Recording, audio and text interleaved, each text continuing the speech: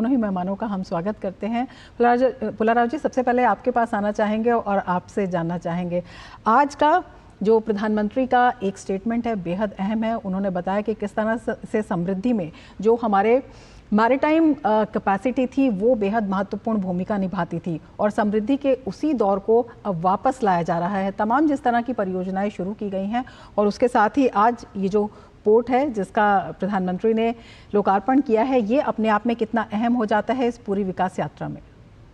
ये बड़ा डेवलपमेंट है। प्रधानमंत्री जी भी बताया, अभी 75% ट्रांसशिपमेंट दूसरे देश में हो रहे हैं भारत का कंटेनर ट्रैफिक। अभी ये 75% भारत देश को एक बड़ा परसेंटेज आ जाएगा और रेवेन्यू भी इंक्रीज होते हैं, एम्प्लॉयमेंट। इतना बड़ा देश है, 10,000 15,000 किलोमीटर कोस्ट लाइन है, लेकिन एक ट्रांसशिपमेंट पोर्ट अभी तक नहीं है।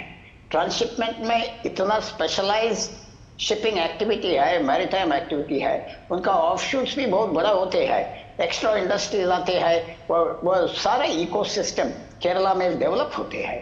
और देश की एक बड़ा स्टेप है, 8,500 करोड़ रुपया इन्वेस्ट किया था, सेंट्रल गवर्नमेंट स्टेट गवर्नमेंट सारा कोऑपरेट किया। और दक्षिण पे एक इम्पॉर्टेंट डेवलपमेंट है, हमारे कोस्टल मैरीटाइम सिक्योरिटी भी ज्यादा हो जाएगा, कोस्टल बिजनेस भी इंक्रीज होते हैं क्यों दूसरे हार्बर से भारत देश से कंटेनर्स यहाँ आ जाएगा ट्रांसशिपमेंट के लिए। सो एक बड़ा डेवलपमेंट हुआ। और इंटरेस्टिंगली ये स्टेट सेंट्रल प्राइवेट सेक्टर का कोऑपरेशन के कारण से इतना बड़ा डेवलपमेंट हो गया। सो प्रधानमंत्री जी और केरला स्टेट का मुख्यमंत्री और सेंट्रल गवर्नमेंट सारा का प्राइवेट सेक्टर ये सारा का कंट्रीब्यूशन है और एक अच्छा मॉडल है फ्यूचर के लिए। ये पॉलिटिकल डिफरेंसेस का जगह नहीं है, देश का विकास मोस्ट इम्पोर्टेंट, या आगे हम देख रहे हैं। बिल्कुल। शिशिर जी, आपके पास आना चाहेंगे और आपसे समझना चाहेंगे, अब तक 75% जो ट्रांसशिपमेंट है वो अब तक विदेशी पोर्ट्स पर होता था, वो अब देश में होगा और एक तरह से इसे एक हब बनाने की भी तैयारी की जा रही है। अपने आप में कितना बड़ा ये डेवलपमेंट देखते हैं और कितना फ़ायदा इससे राज्य को तो होगा ही, भारत की विकास यात्रा में भी योगदान मिलेगा? सबसे पहले दर्शकों के लिए समझना जरूरी है कि ट्रांसशिपमेंट आखिरकार होता क्या है। जी। होता यह है कि जैसे मान लीजिए कि कोई बड़ा मालवाहक जहाज है, उसके लिए अगर आपके पास बंदरगाह में क्षमता नहीं है तो वो किसी दूसरे बंदरगाह पे थोड़े समय के लिए सामान की अनलोडिंग करते हैं, फिर वहां से किसी छोटे पे सामान को लादा जाता है और फिर उसे अंतिम गंतव्य तक पहुंचाया जाता है। अब चूंकि भारत में ट्रांसशिपमेंट के लिए उस तरह के बंदरगाह नहीं है, चूंकि ज्यादा 3/4 मतलब समझ लीजिए कि पूरा का पूरा ट्रांसशिपमेंट विदेशों से होता था, फिर वहां से छोटे जहाज के जरिए हमारे तक पहुंचता था, तो उसकी लागत बढ़ जाती थी और लागत बढ़ने की वजह से उसका नुकसान जो है यहाँ पर उठाना पड़ता था। तो एक तरफ आपको ज्यादा खर्च देना पड़ रहा है और दूसरी तरफ उपभोक्ता के लिहाज से सोचिए तो उसके लिए लागत बढ़ रही है।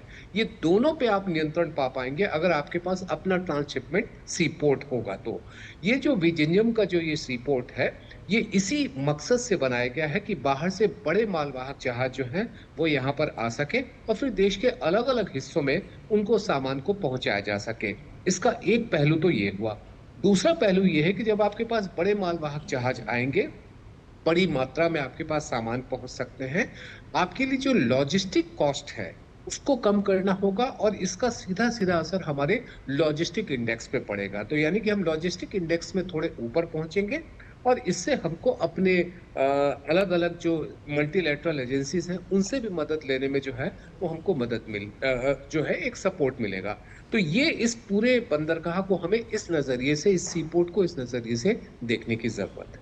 बिल्कुल। पुलाराव जी, आपसे ये भी समझना चाहेंगे कि जो आर्थिक विकास तो है ही, रणनीतिक रूप से भी ये जो पोर्ट है ये काफी अहम है। स्ट्रेटेजिक पॉइंट ऑफ व्यू से भी अगर हम देखते हैं तो ये काफ़ी अहम हो जाता है। और जब हम यहाँ के आर्थिक विकास की बात करते हैं, कोस्टल स्टेटस की